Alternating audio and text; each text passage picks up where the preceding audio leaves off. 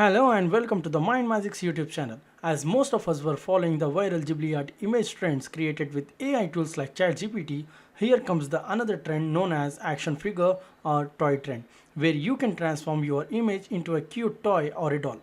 Action figure characters are used by big media productions including Marvel, Warner Brothers and DC to market their movies and advertisements.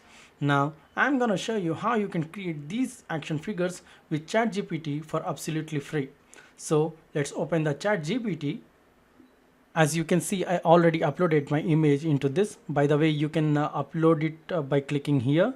Once it uploaded, then enter this prompt. I will mention this prompt into the description. You can use the same prompt or customize it as per your need. Then hit enter. It takes couple of minutes to generate your image. Wait until it's done.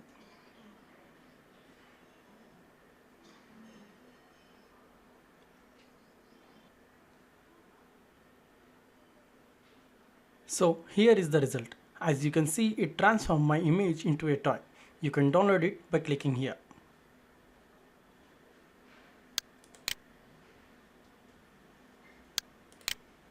I downloaded my image.